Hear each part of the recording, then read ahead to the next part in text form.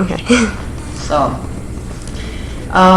later, there was a big investigation done by the government, by the U.S. government, of this whole Democratic Convention riot. It was terrible. And the government themselves called it a police riot, which it was. The police went nuts, and they loved doing it. They loved it. They were laughing and having a really good time. And that's the other thing that really stuck out for me, was how much enjoyment they got out of it. They loved it. So you feel that the police were wrong then? Oh, yes. Oh, yeah. I'll never change my mind about that, and I think history has proven me correct. The city was totally out of control. Mayor Daley was totally out of control. This was a level of personal hatred that was astounding. He was captured by all the networks, saying the most horrifying things about Jewish people, black people. Oh, yeah. He wanted that all deleted later, but it was too late. He really lost complete control, and never for a moment acted like a serious leader of anybody. And it came down to kind of the cops versus everybody else, including innocent bystanders who were just trying to get home, or just trying to get to work, or whatever was going on. The cops really didn't care. It was like a huge roundup. Eventually I was arrested and taken to a station on the near south side. We were not allowed to call anybody. That's against the law. We weren't allowed to go to the bathroom, have water, nothing like that. And I was held for 22 hours before finally we were released. We never even had to post bond. They finally just let us go with all sorts of threats and warnings. You MFs better and better, but I thought, I'm not going home. And we went right back out on the streets. I'm sure you've seen footage, so you know what it was like. But it was something that I thought was very important to do, and I'm very proud of doing it. I thought it was patriotic. Do you feel that any of the protesters were out of line at any point? If by out of line you mean picking up a rock to fight a gun, if you mean shouting back when you're being called a motherfucking nigger motherfucker, fucking kike, I'm Jewish. Oh, you fucking kikes? Oh, I fought. If you consider that out of line, okay. I call it standing up and fighting back. So what actions did you take personally? I helped turn over numerous police cars and set them on fire. I tried to rescue a lot of my friends and fellow demonstrators who'd been really badly injured. Tried to make sure that people who had been injured got some sort of medical attention. Yeah, that's it. And sorry, that's my rhyme. Okay. And when I got home, and I talked to any reporter who would talk to me, and when I got home, I made sure that I spread the story as I saw it, because I knew the official version would not be what I saw. So that's what I did. And I've kept a lot of those ideas alive. That's what I've done. I'm going to be 60 years old this year, and 1968 feels like yesterday. It was a really important year because a lot of people, young, old, black, white, brown, regular people stood up. And you don't see that much now. And I think democracy is about people standing up. Democracy is a very messy business. It's not neat. And people don't like that. It's like, well, you're supposed to be quiet and polite. Up to a point, that might work.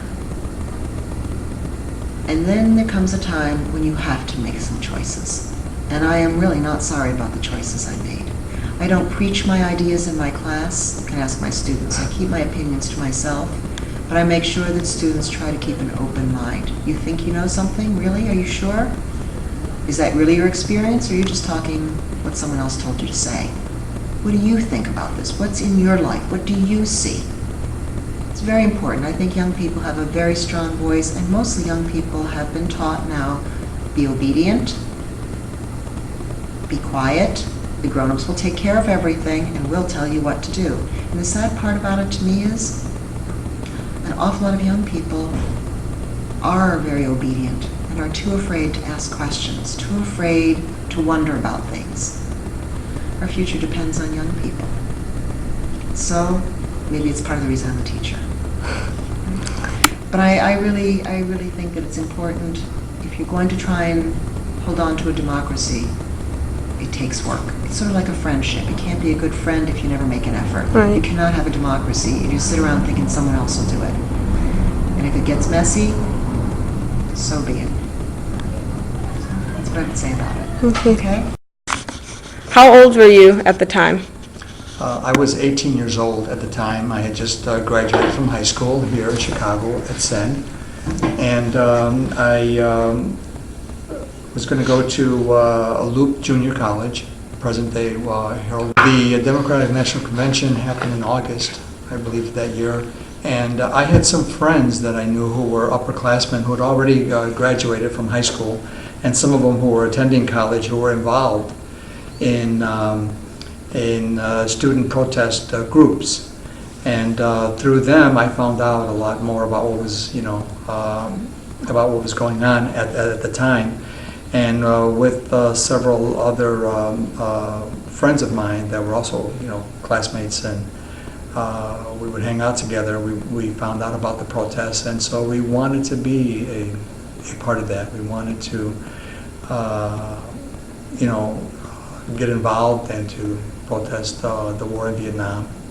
And the convention, from what we understood, would be a likely place to do it since the candidates were going to be coming into. Did you know that you didn't have a permit to, protest? Yeah, that the idea of a permit, I mean, we sort of thought about that, but we also believed at that time that the streets belonged to the people, because those were some of the slogans that we were hearing. And there were some of these leaders of these groups who were very vocal in using these slogans to bring together, all of these people and to have them march. Okay. We knew that the Democratic National Convention was going on, and we knew that Daley was not going to be issuing permits for protesting because he really wanted to show the city at its best and so on like that. But I think the message that we wanted to bring was important also. Okay. What were your views on Mayor Daley at the time? Well, Mayor Daley, he was, I had read a book by Mike Royko, who was a journalist for the Daily News at the time, and he was kind of a critic of the Daley administration, and he wrote a book about Mayor Daley where he showed Mayor Daley in the front of the cover as a Caesar. And, and it was called Boss, I believe it was. And so we read the book, and he was a very autocratic, very iron-fisted kind of a law and order mayor. And, we knew that it would be difficult to protest under the conditions of that Daley had put out there, particularly that there were going to be a lot of policemen and they were going to wield clubs and have their riot gear on, and that sort of scared us because we didn't have any of that. Or the people that I knew that were out there certainly didn't have any kind of clubs or anything else. We weren't there to fight the police, rather than just to let our presence be known. So you didn't bring any weapons with you? No, we had no cause, and I don't think that we were very violent. Yes, were there some knuckleheads around at the time that were violent? Yeah, there were. I mean, I would see people doing acts of violence, but I also saw the Chicago police doing acts of violence too, and where they were chasing down people who may or may not have been involved, but they were afraid, and just by the act of running would seem like they were running away from the police, and they would be chased, and we were chased as well. Do you think the authorities were justified for their actions?